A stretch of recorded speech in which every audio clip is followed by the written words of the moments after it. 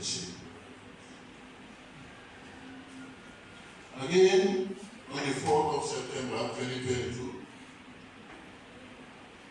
a case of robbery was reported, which happened around the Gambia area.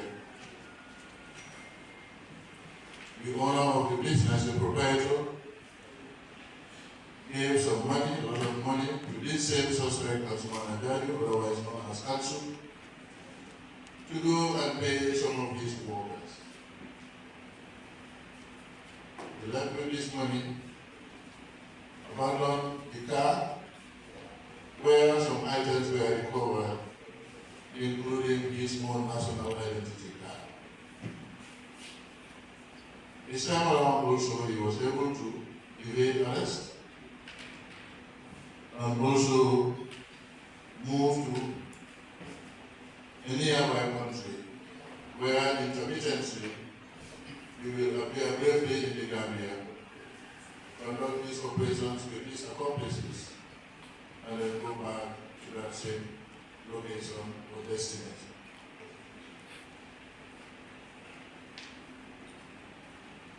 Most of the time, and to build a friendship with one Leslie Jabate, Ivorian National, they were all remanded at my two central prisons, and this was where they built up relationship. And subsequent to their disappearance, their escape, they teamed up together and they started conducting their operations.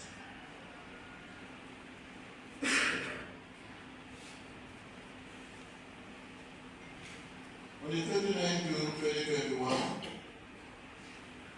this same country, whose boss was called Mohammed, operating as command trading, he robbed this business premises and equally got successful and vanished again into thin air. On the 1st of January, New Year's Day, for breaking and stealing. This was reported by one Ahmed Said Mohammed, a 32-year Mauritanian national businessman residing in Golden Swan, operating as Carrefour Complex at Lefton Bridge, where he kept his goods and money. The same people went there, tied up the watchman, the night watchman, forcibly opened the back door and then opened the safe where money were kept.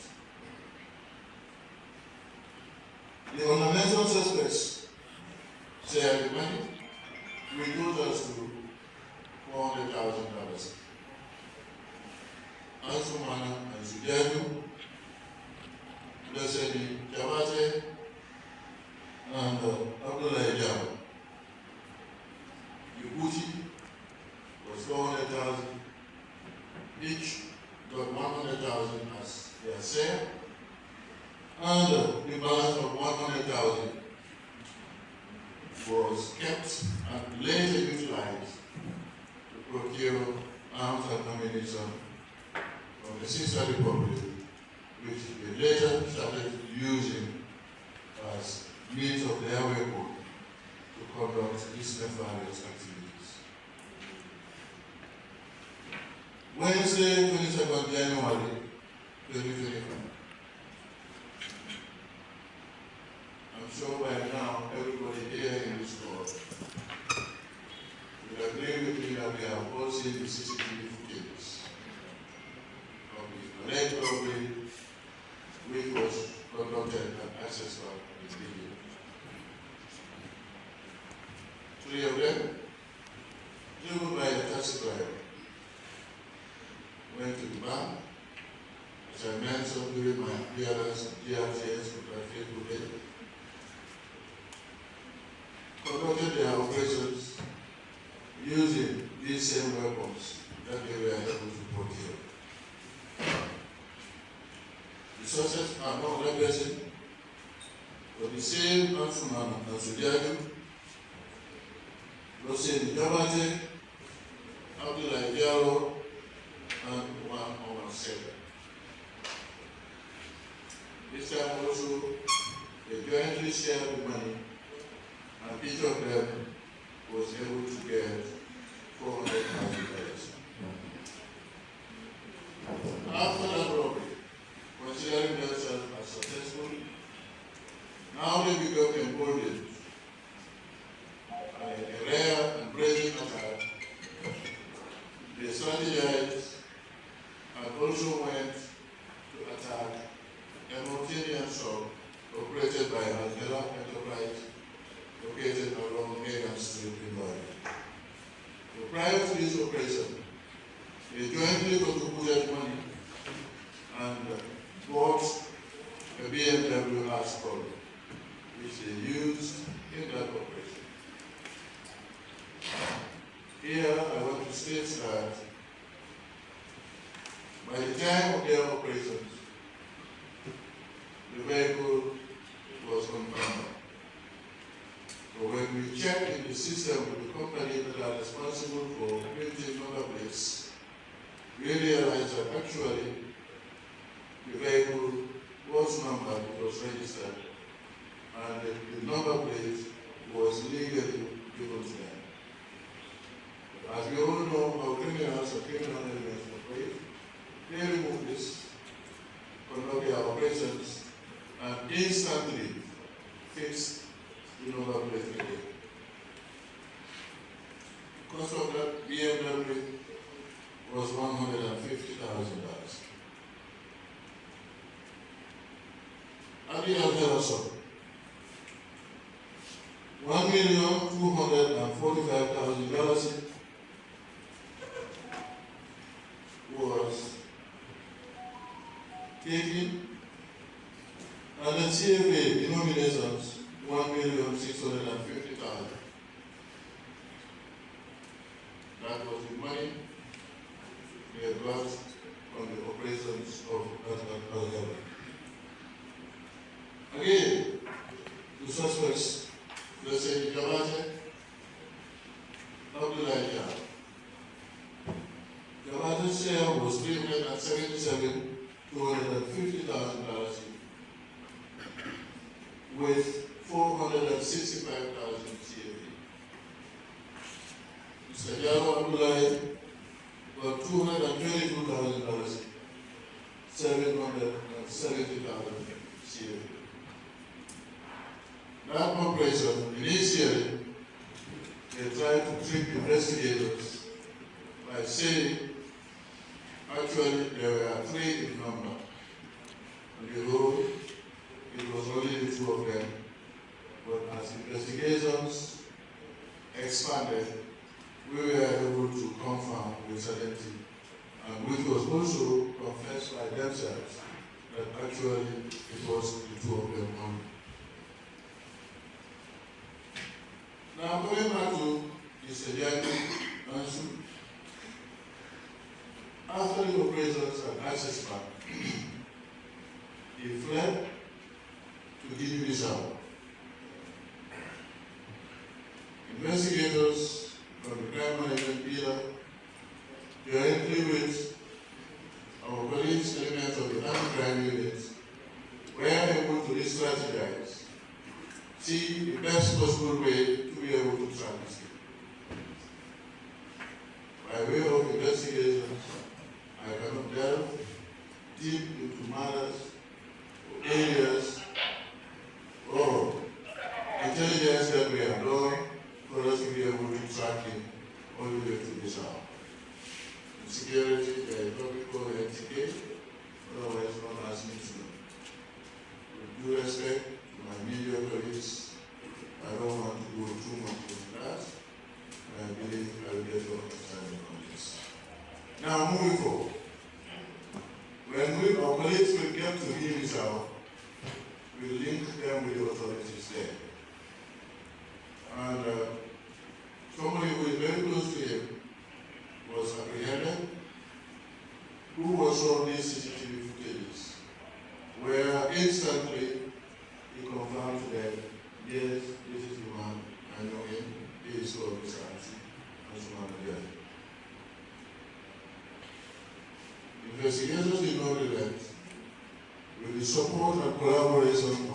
Bissau police. The next day, we were able to locate him, and he was subsequently arrested. When he was arrested initially as hardened criminals, we all know them to be. He tried to be stubborn, he tried to be recalcitrant, he never wanted to own up to his crime. But when we were questioning were intense, we started cracking schools, guards started reminding. Then he subsequently agreed and confessed to the crime that was committed. Personally here, I want to thank His Excellency, the Ambassador of Guinea-Bissau to the Gambia, Mr. Luis. I want to thank my Bissau counterpart, the Inspector General of Police. And I equally want to thank Dr. Domingos, who is in charge of the judiciary police, where Interpol was from. They did a phenomenal job for us by cooperating with us, and eventually Anshu was extradited, escorted by the 4 officers from anti-crime to the Ghana. Now, as fate will have it, on the same day, when Anshu was being transported from Bissau, there was a sting operation that we conducted in Bali, the very day the Al-Hara incident happened. Gambia police officers were able, with reinforcement from our various units, and with intelligence-led gathering, intelligence-led policing, we were able to flag and see a BMW who looks very similar to the one that was used during the operations. But this time around, with a number plate. Surveillance was mounted. Then there was ambush at various locations in and outside the country, which led to the arrest of the driver, the mechanic, and later Mr. Hussein Yobati. The following day was when we were successful in getting Mr. Abdullah Jao, and when all of them were shown the CCTV footages and access back, they immediately accepted that same robbery was equally conducted by them. In fact, Anshu was the one with the white shirt.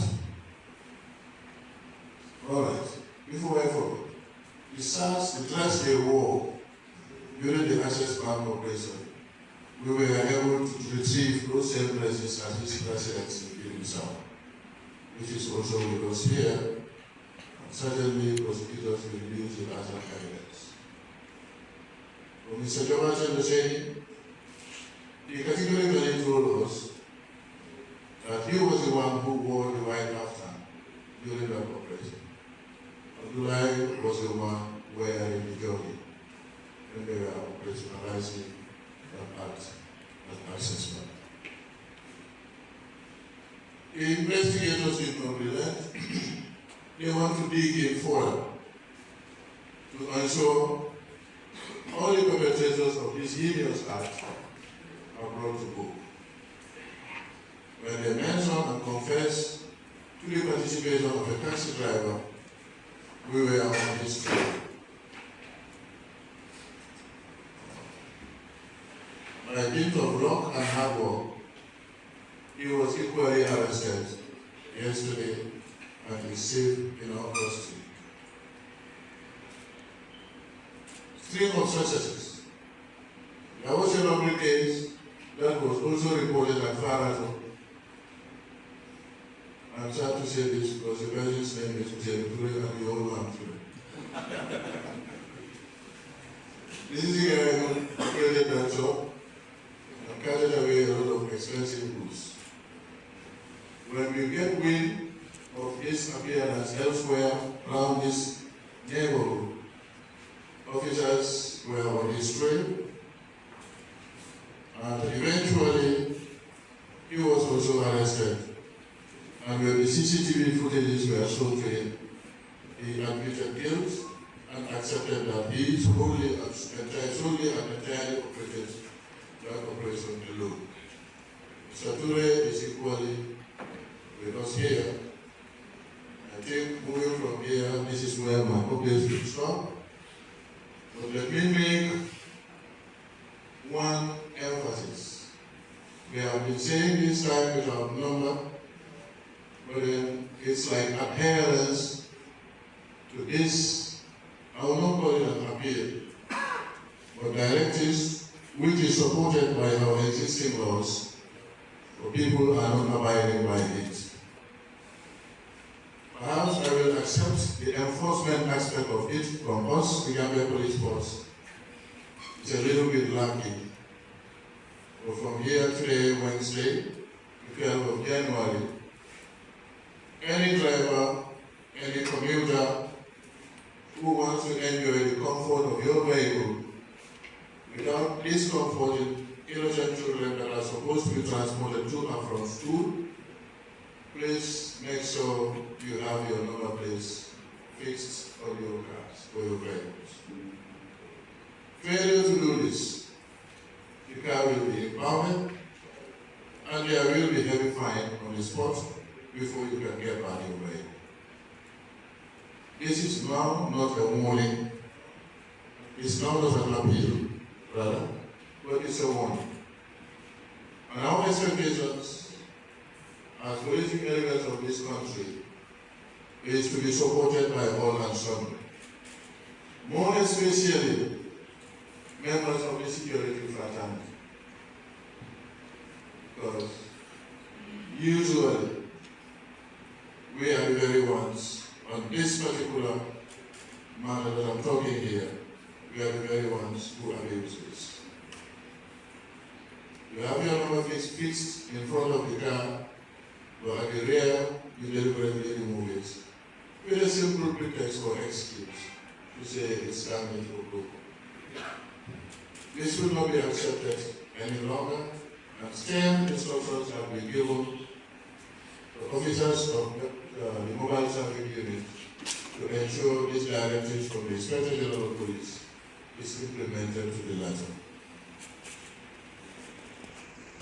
There is no good thing that somebody does, or there is no person who will be walking and not be committing mistakes, even though we agree mistakes are inevitable.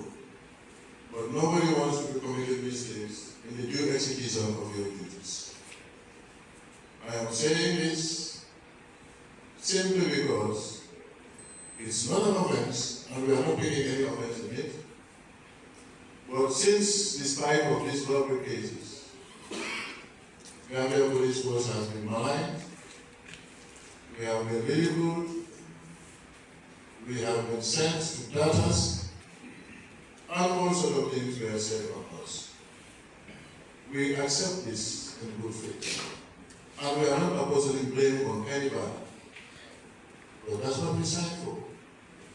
If we know we are unable to protect the life and properties of this nation, let me be on record, I, Chidi Mukhtar Ture, will be the first person to tender my resignation to the executive to say I have failed in my duties and I am relieving myself of my responsibility. You know we don't pray for this. But then also, if certain issues or incidents happen, I think police needs to be given time. We need to be supported in terms of information gathering. We need to be supported in terms of logistics, which is coming, though not adequate, we must accept. And I think, we should all see the best possible way. The first robbery case that I mentioned here actually happened this year, 2014, right? 2014. That was way before 2016, 2017. And some of us who are the elderly ones now, advanced age, I would say, we have seen during the previous dispensation, the previous regime, the Central Bank of the Gambia, perhaps the younger ones may not be able to remember this, but the Central Bank was also attacked by armed men. And this was during the time of former President Yahya Jammeh. Now let's take and consider the proximity of Central Bank and the State House of Bank, the Gambia. If you start walking, you will know for 5 minutes you are the state. Now we are forgetting about that. Every plane, every vehicle, every mine, every urbanization is on us. But once again, we want to thank you for your support. And we encourage the general public to be sharing information with us. There is one particular case that I forgot to mention.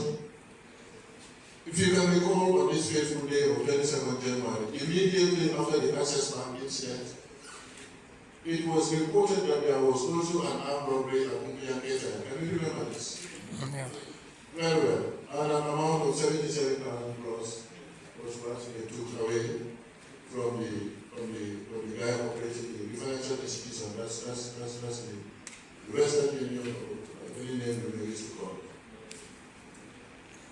Once our investigation revealed, with evidences, concrete evidences for that matter, he claimed that it was 3 men, the same description with Anshu, Loseni, and Mr. Yao. That it was the same people, with the same vehicle that attacked him at his body shop. We were able to confirm this with certainty, that this was staged. It's a matter of seeing the Access Bank robbery in the internet. Somebody also decided to take chance, capitalize on it, and manifest this by himself. Today, he is even appealing to the police that he wants to pay this money so that he will no further action will be taken. Well, what I can say, I'm very sorry for him. We will not do this because that even aggravated the same problem that we were facing after the Access Bank incident. Once again, we appreciate your appearance, calling you for a very short notice. I believe majority of the media houses are here present. When you go back to your principals, extend our gratitude to them for responding to our call within this short period of time. I appreciate your kind attention. Long live the Gambia. Thank you very much.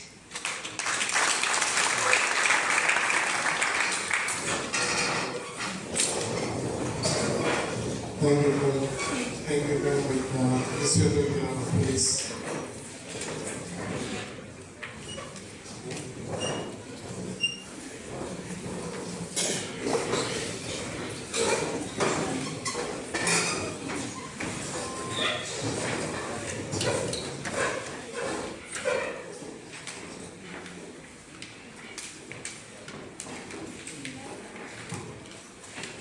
We now have the honor of inviting the Assistant Inspector General of Police Crime Management, Mason, who heads the Crime Division or Investigation Division of the Gambia Police Force, to make some remarks in relation to the ongoing investigation.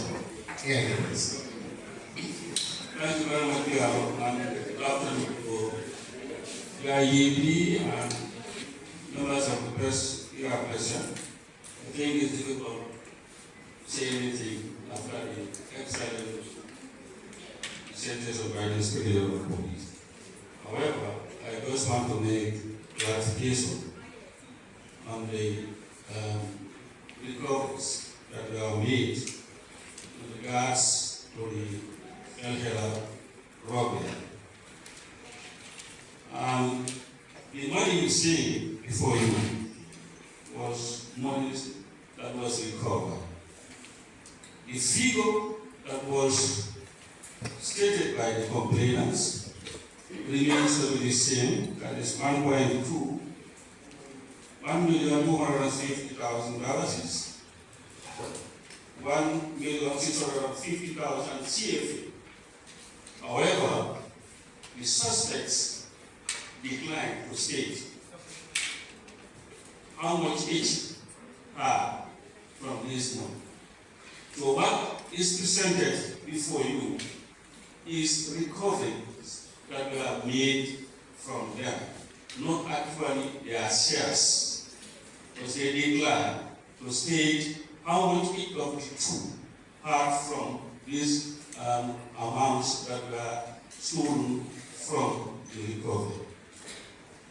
Also, as you see before you, the implements that you are seeing before you are linked to respective break-ins and robberies that happen as alluded by the IGP.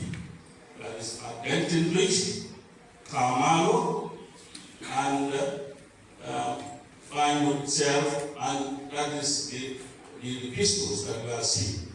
Those were pistols that were used during the robbery that happened at El Hela. It is also important to note that early 2024, there was a robbery at a bank in Banjul called Vista Bank. And in that robbery, deals were made. One of the suspects, of course, fled to Senegal. And one of them is Usenukuri. That is the one that was apprehended this one. Usenukuri was part of that robbery, and the file was built, and as we speak, he is going to court. In fact, he also jumped bail, but he was in hiding. What was on our side? On the 22nd of January, he was also involved in a breaking case at Farad. And this breaking case is what led to his arrest last night. So he is into breaking and robbery. So the people that we had before are for now our main suspects in most of the robberies and break-ins. And I want to believe this will be able to allay the fears of Gambians and non-Gambians, particularly investors. That yes, individuals can go ahead in their criminal acts, but the police can assure you that there is no hiding place, being it in the Gambia or outside the Gambia. That's my clarification. Thank you.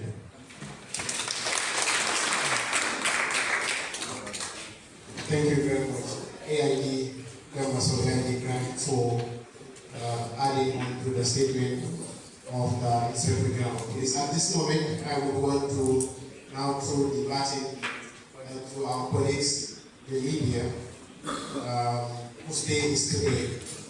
So we will start